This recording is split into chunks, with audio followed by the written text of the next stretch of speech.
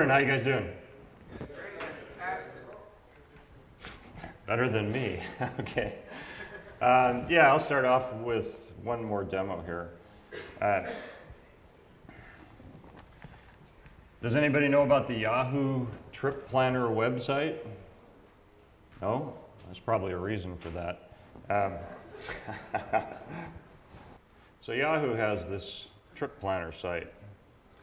And this is one of these collaborative sites like MySpace or Facebook or something like that. And what you can do is you can go here, and if you're going to go on a trip somewhere, you can search for trips. Let's say you're going to go to Paris. You can search for trips to Paris, and you can look at people's trips.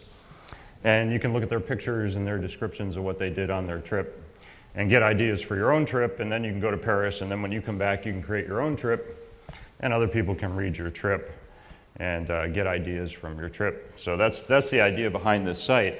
They also have a web service, so you can actually use a web service to pull this information down and essentially build your own Yahoo Trip Planner site if you want. And what I've done here is I've used the web service to access some information on that site. So what I have here is a pretty simple user interface, and I'm going to search for trips to Paris.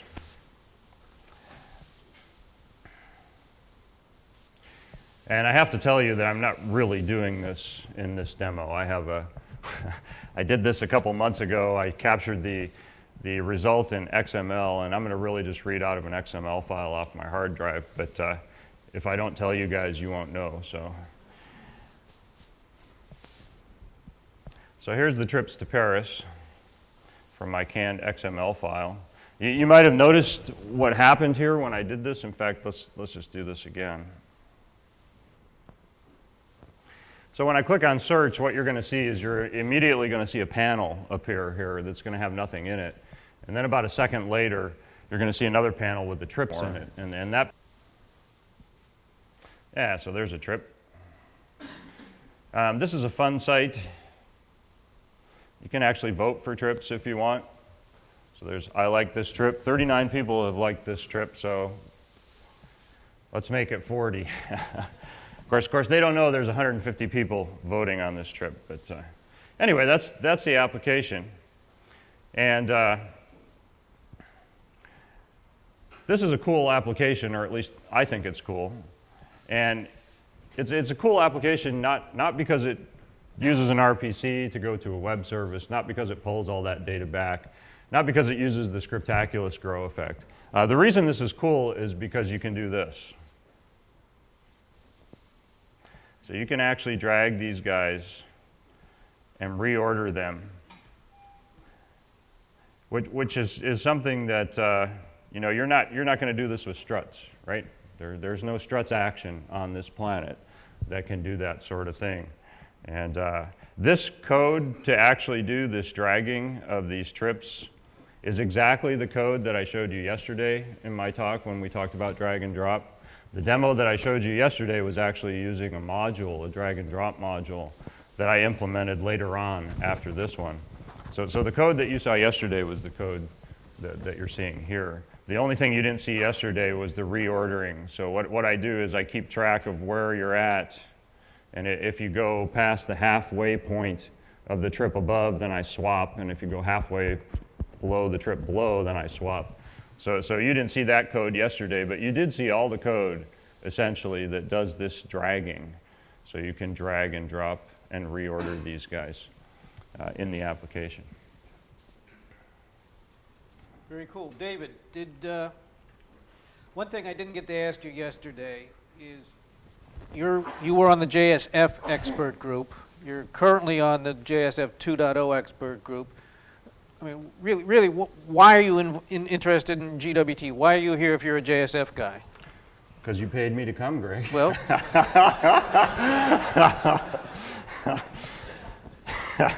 I suppose that was politically the wrong answer. So I saw GWT, I saw a press release go by my inbox when GWT first came out, and I thought it was really interesting because, as some of you know, I have extensive background with swing. And from what I could tell from the press release, I was thinking, well, this is kind of like swing. It sounds interesting.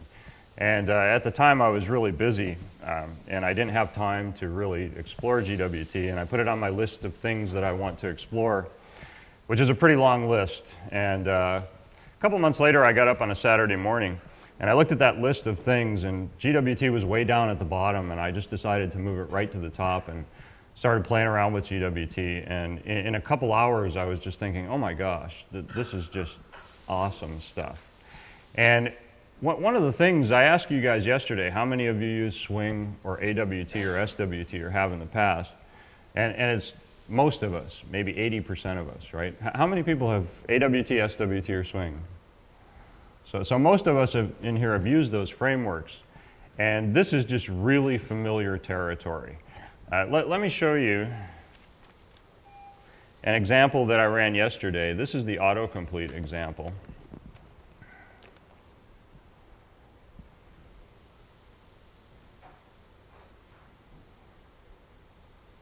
And so this is an autocomplete widget that I wrote before, by the way, I knew that Suggest Box was coming. And you saw this yesterday, how this works. If I type 8 or 1, I get completion items that come up underneath the text box. And now I can use either the arrow key or I can actually click on an entry.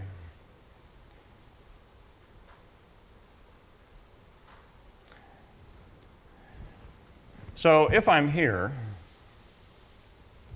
and I hit the down arrow key, I'm going to do 3 things. First of all, I'm going to take focus away from the text box. I'm going to give it to the list box. I'm going to select the first item in the list box. And then I'm going to copy that item from the list box into the text box. So I hit the down arrow key. And I have a breakpoint set in the debugger here so you can see this code.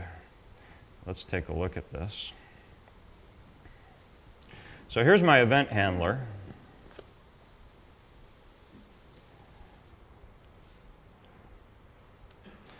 And everybody that just raised their hand, you know what this does, right? I don't really have to explain this to you guys, right? This is event handling.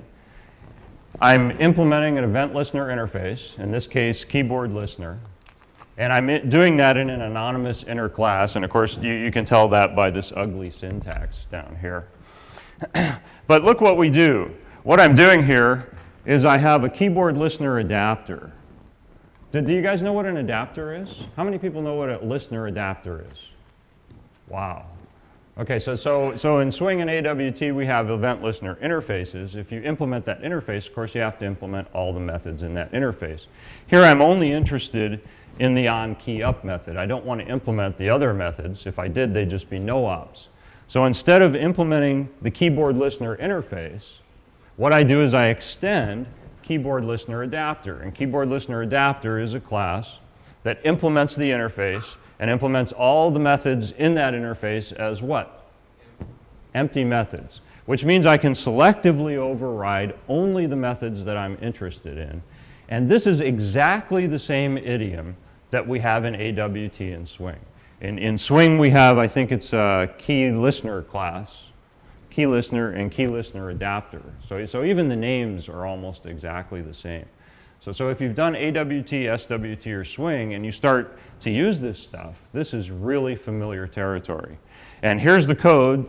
These are the 3 steps that we just talked about. I'm going to take focus away from the text box. I'm going to give it to the list box. Then I'm going to set the selected index, so I select the first item in the list box. And then I'm going to copy the list box selected item to text box. I actually do that copying in a number of different places in this code. So I have this encapsulated in a method of its own. So we can step through this.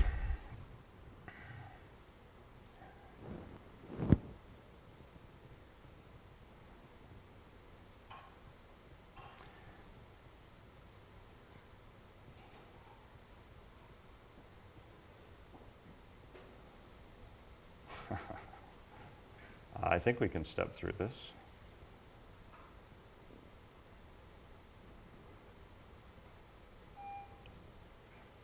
Okay.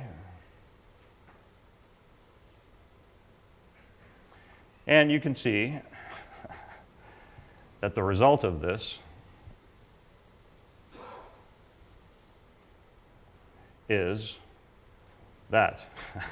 I have no idea why the debugger hung there, but anyway, that's the series of steps that we go through. When you hit the down arrow key, we take focus away from text box, give it to list box, copy the item, and we're done. But what I want to illustrate here is how familiar this kind of code is. If you've done AWT, SWT, or Swing, you've done this many times before. So when I started working with GWT, this was really exciting to me because basically my first thought was, wow, I can do Swing in a browser without web start, which is a huge leg up on frameworks, for instance, like struts, right? Because you just really can't do this stuff. This kind of stuff is impossible in struts unless you write a bunch of JavaScript and integrate it into the struts framework. Another interesting thing about GWT is that GWT doesn't have anything on the server. GWT gives you RPC calls to get to the server, but once you're there, there's nothing there. And if you've used other frameworks like Ruby on Rails or Seam that have built-in database integration, you know you get a lot of functionality with those frameworks on the server. So both Ruby on Rails and Seam, for instance, will introspect your database and provide essentially all the glue code between your user interface and the database, and you don't have to worry about that at all. With GWT, that's not the case. You have to do all that stuff yourself. So for instance, here's another demo. This is one that I didn't show you guys yesterday.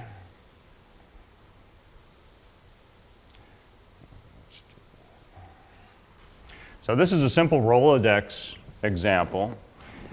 And what I'm doing here is I'm pulling data from a MySQL database and creating a simple Rolodex.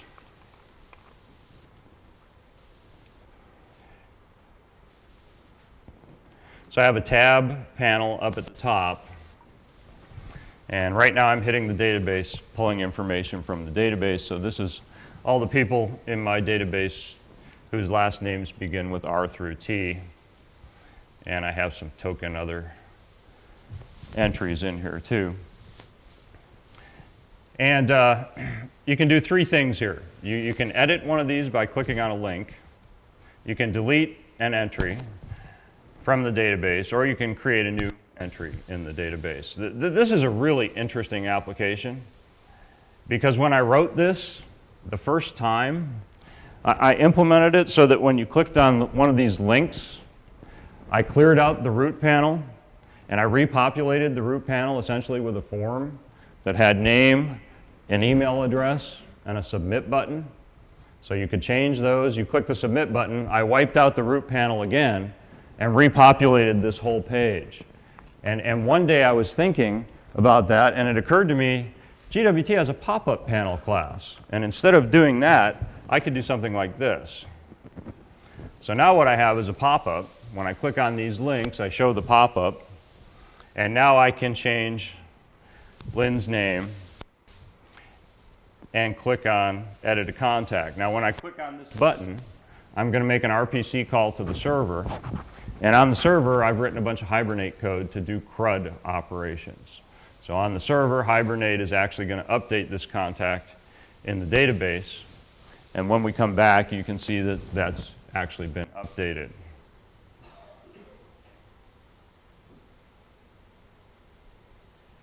So what we have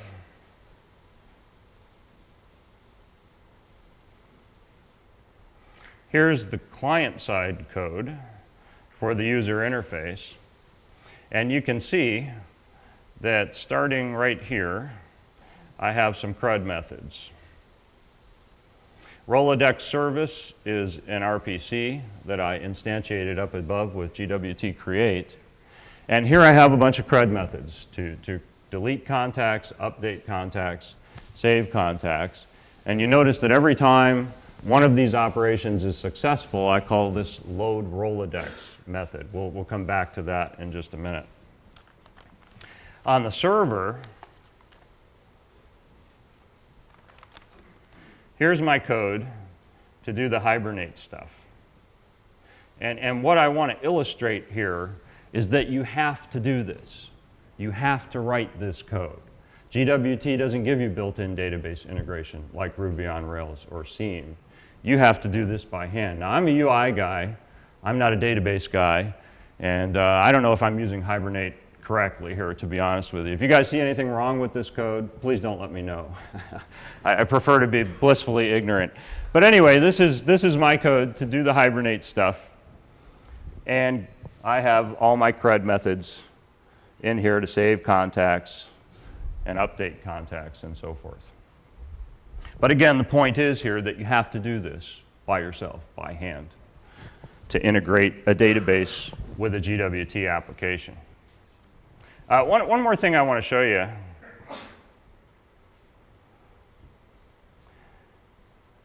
Let's set a breakpoint in here. And let's come back here and let's fix Lynn's name. By the way, Lynn Seckinger was my first girlfriend when I was 12 years old. My second girlfriend was Carol Seckinger. And no, it was not her mother. So we're going to update this contact. And now what I've done is I've done my RPC, I went to the server, I did my Hibernate stuff, and now I've come back, and now I'm back on the client. And if you're familiar with RPCs at all, you see this new async callback, you know that this is an RPC. And this is on success, which GWT calls for successful RPCs. And notice what we're going to do here. We're going to clear out the grid. We're going to set the grid so that it's invisible if there were no contacts. And then down below, we're going to iterate over the contacts with an old school for loop, by the way. You guys know why that's old school, right? No? You guys know why that's old school? Yeah, it's 1.4 syntax. 1.5 is coming, right? In GWT 1.5, they've told us we can do good for loops. But anyway, what I'm doing here is I'm iterating over the data that I got back from the RPC, and I'm rebuilding this grid. So I'm creating the delete button, I'm creating the hyperlink, I'm creating a piece of HTML for the email address. And then down here you can see I'm calling grid set widget. And what I'm doing is just repopulating that grid with the data that I got back, and here are my event handlers for the link and for the button. This is Ajax, right? But it doesn't look like Ajax, does it? All I'm doing is calling a bunch of methods here. I call grid clear, I iterate over the data, I call grid set widget. All I'm doing is manipulating a widget. But under the covers, GWT makes sure that the DOM gets updated incrementally. In other words, what I'm saying is when I do this and I come back from the RPC, I'm not repainting the whole page. Of course, I'm not doing anything. All I'm doing is manipulating widgets. But under the covers, it's GWT that actually incrementally updates the DOM. This is why I said yesterday that when you do Ajax with GWT, you don't even know that you're doing Ajax, right? What about this says Ajax? Nothing. Anybody use Ruby on Rails in here? That's it. So Rails is a great framework, right? I love Rails. But when you do Ajax in Rails, you know you're doing Ajax. In Rails, Rails has different tags, and it has different attributes on its tags for when you do Ajax versus when you don't. Here we don't have that distinction. Here we just do the kind of code that we did in Swing and AWT, and GWT takes care of all that Ajax plumbing under the covers, which is a huge advantage to other frameworks. So we have familiar event handling, and we basically have nothing on the server.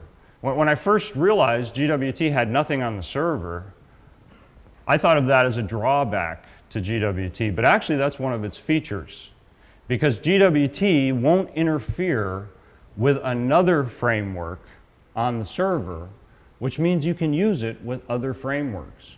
You can use it with JSF. You can use it with Ruby on Rails. Is the guy in here that I talked to yesterday that has applications with PHP and GWT and Rails and GWT, are you in here? David, his name is? This guy in the back, he works for a design company, and he's written applications. Go ahead, David, stand up and wave. So this guy is using GWT on top of PHP, right? Am I right?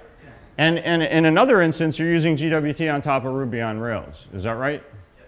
I take it that you're basically just using active record from Ruby on Rails on the back end, and you're using GWT on the front. Is that a fair statement?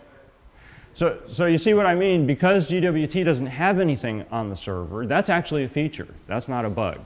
Because we can integrate with other frameworks that do have a lot of horsepower on the server, like Ruby on Rails or PHP. I think David's framework he's using is Drupal for PHP.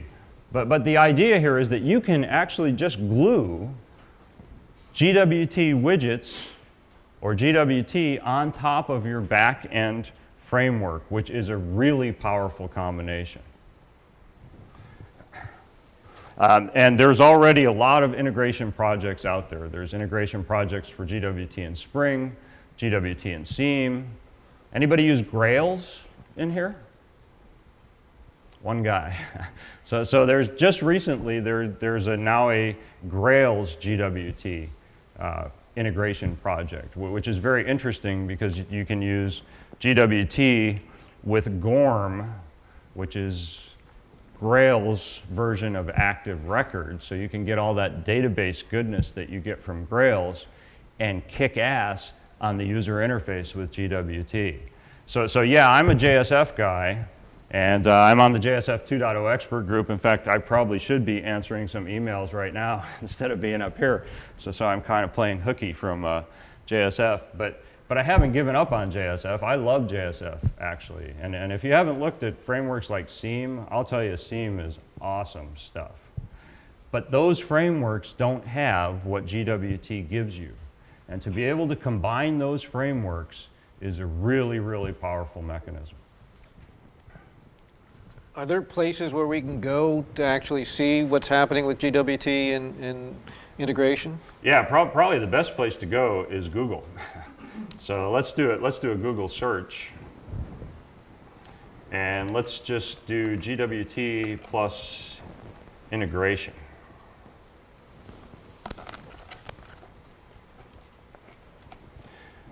Seam, but by the way, do you guys know what Seam is? How many people know what Seam is?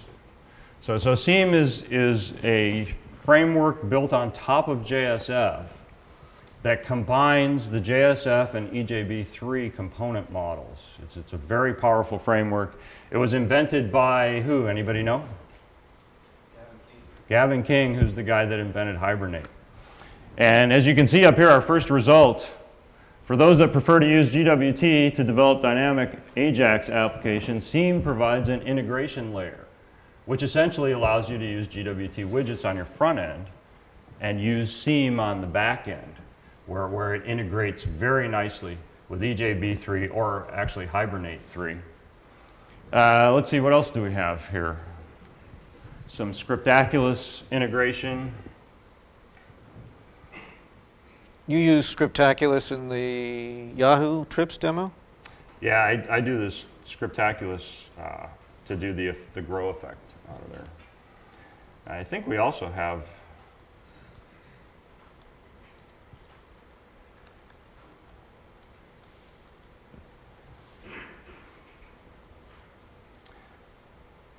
here's GWT Spring integration. How many people use Spring in here? A lot of people. So yeah, you can integrate GWT with Spring. You can integrate GWT with Grails. This is interesting. Somebody's requesting GWT integration with Grails, as you can see right here. And I happen to know that Grails has actually implemented this in the latest version of Grails. If you go download it. There's a link right there. Oh. Plug in the second rails.org/plugins. One down. Yeah. Oh. Thank you. Yeah, so It's phenomenal, the support that GWT has gained in less than a year, or a little bit over a year, I guess, of being released. It's phenomenal. I mean, just about any Java framework you can think of, JSF, Seam, Spring, Grails, there's an integration project for it. There's even an integration project for struts. So the real point here is that guys like you who are, you know, tightly integrated with the JSF community really don't see GWT as a competition. Well, some of us do. You can certainly look at GWT and JSF as competing frameworks. And you can develop a full web application, obviously, in either framework all by itself. But combining those frameworks really gives you a lot of power. If you don't use something like Seam or Grails or something like that on the back end, then like we saw in the Rolodex example, you guys have to implement all that code yourself. Do we have time for one more demo? Can I show one more thing? Absolutely. Okay.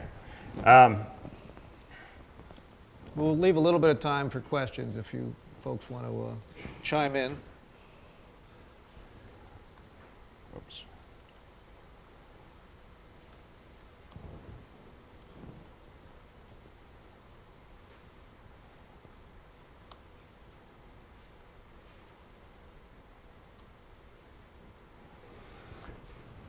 This is an interesting application. Let me kill this other guy.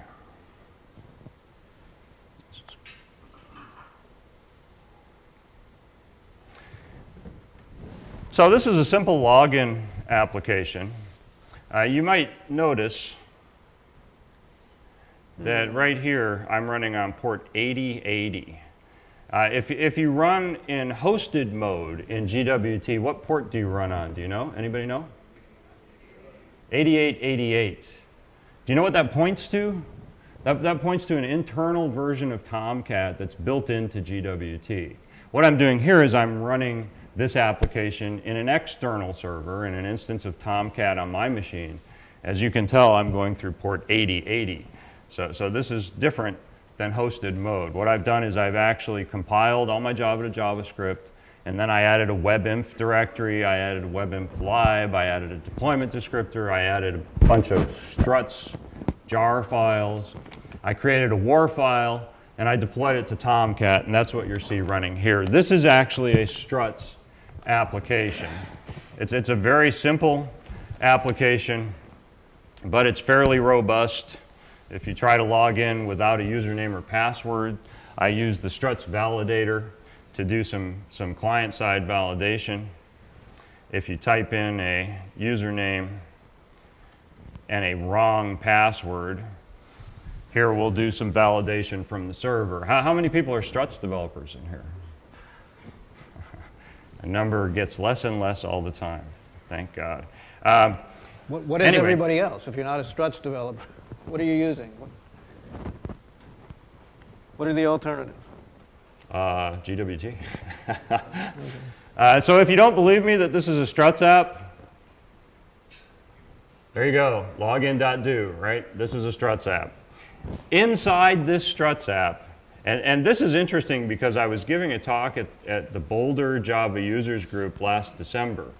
I was right in the middle of writing my book, and one of the things I wanted to do for my book was I wanted to be able to take GWT widgets and put them in a struts web page. I figured there'd be a lot of people with a lot of legacy struts code that would like to spruce up their user interface with some kick-ass GWT widgets. But I couldn't figure out how to do it. And I gave a talk at the Boulder Java Users Group, and afterwards this guy comes up to me and he says, hey, I have a struts website and I have a GWT widget in my web page. And I just looked up and I said, thank you, God. And he said, I have a mortgage calculator. He said, I'll give you my mortgage calculator if you want for your book. I said, okay. So instead of recreating a mortgage website, by the way, you can go to, I think it's coloradofinderhomes.com. If you do Colorado Finder Homes in a Google search, you'll find this guy's website. But I didn't want to recreate his whole website, so I just wrote this simple login app, and I added his mortgage calculator to this page. So if you click on Try Our Mortgage Calculator, here's what happens. Now this is all Ajax. Okay, I did not repaint the whole page. I just slammed this widget into the page. This is a GWT widget in a JSP page in a struts application. And I can have actually two versions of this calculator. If you're financially literate, I'm sure they'll understand what the advanced stuff is for. And again, this is all Ajax. I'm not redrawing the page when I do this stuff. If I change the market rate, what's going to happen to the interest rate? You guys live in houses, right? If I change the market rate, the interest rate is what? Going to stay the same? Going to change, right? So watch that interest rate. When I let up on this button, watch that interest rate. Did you see that? That's all Ajax. Interestingly enough, what this guy's doing is he's making an RPC to the server where he has essentially a table of market rates and interest rates. And he actually sends back JSON, which I thought was kind of interesting. He parses the JSON. GWT, if you don't know, provides extensive support for parsing JSON. And he pulls that interest rate out of the JSON, and then he slams it into that text field. But what we've done, and what's significant about this, is that we've added oases of Ajax goodness to the barren landscape of a sorry-ass struts application. I think you said that yesterday. I say that a lot. I mean, that's pretty cool, don't you think?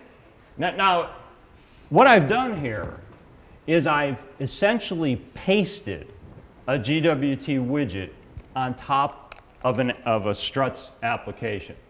Okay, this mortgage calculator has nothing to do with the login. So it's not deeply integrated. It's kind of a little bit of Ajax pasted on top of a JSP page. Do you guys know how to do this, by the way? Do you know how to put a widget? Do you know about slots? So all you do is in your module, you create widgets and you put them in slots.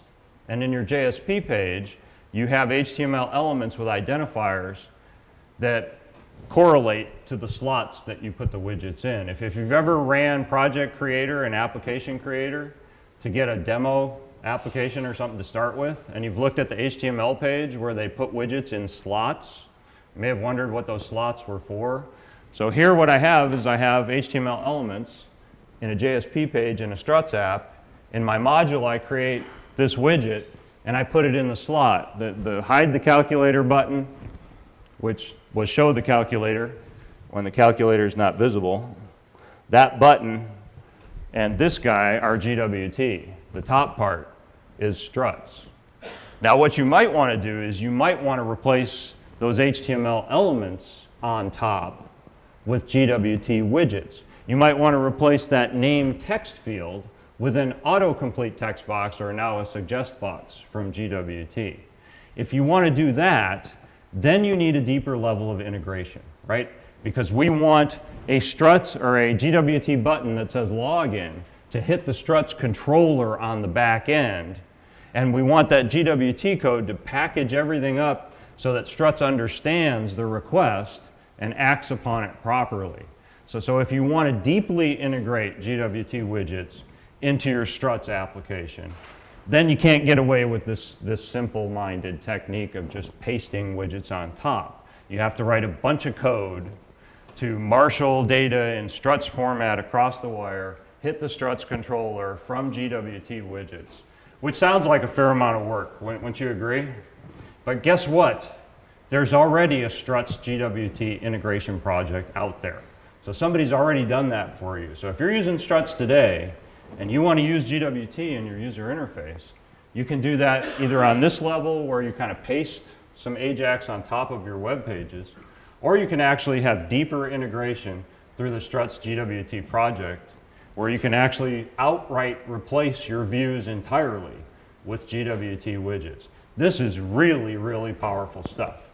Not because it's struts, but because we've been able to add GWT on top of struts. And this is the kind of thing that we can do with Seam, we can do it with Grails, we can do it with Ruby on Rails, we can do it with Drupal and PHP and all that stuff, where we get a lot of functionality on the server, and we want to do kick-ass stuff on the client. So it's really cool to be able to combine GWT with other frameworks. Can you show us the code for this? Do we have time? Or? Yeah, I think so.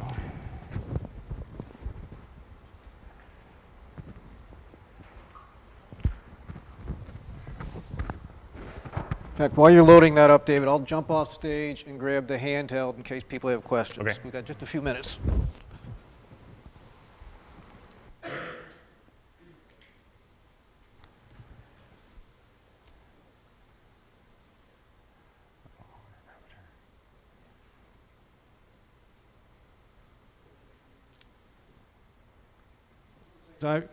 One of the things I was thinking about last night and pondering the group here is what the background of the attendees is here. How many people are actually concerned about this integration issue where you have legacy code that you're worried about and you don't want to, you're not going to throw it out? I see a fair number of hands coming up. I'll ask this gentleman here, what is the code that you're worried about not throwing out? Everything from, stuff running on AS400s to PHP to, Struts applications, what have you, as well as even some more recent Rails applications.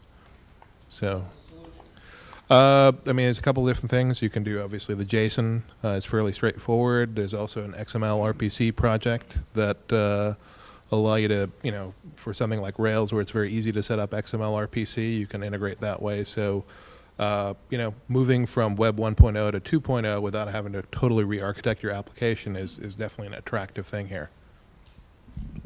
Who can top that? Who's got an even bigger legacy problem? You ready, David? Yeah. So this is the code for the Struts application. And everything okay? So here's the Struts application. This is what I call a hybrid application because it's both a Struts application and it's a GWT application at the same time. You can see up above here I have packages, COM, GWT solutions. There's a client package. And here is where I actually have my module for the GWT part of this hybrid application. So here's what I do on module load. I create the buttons, I create the calculator, and then I get slots named show button, calculator, and hide button, and I add those widgets in those slots. In the JSP page, so this stuff up here is all GWT, and down below you can see that I have some ugliness. So here's my JSP pages. There's my deployment descriptor for the application. There's my struts config file. And here is my JSP page. And you notice I have some divs with IDs here, hide button and show button. Those were the slots into which I placed my widgets in the module that I just showed you. So to be able to do this stuff is pretty simple. What you need to do is just have elements with IDs and then access those as slots and stick widgets into those slots. So it's actually very simple to add GWT widgets to a JSP page in a Struts application.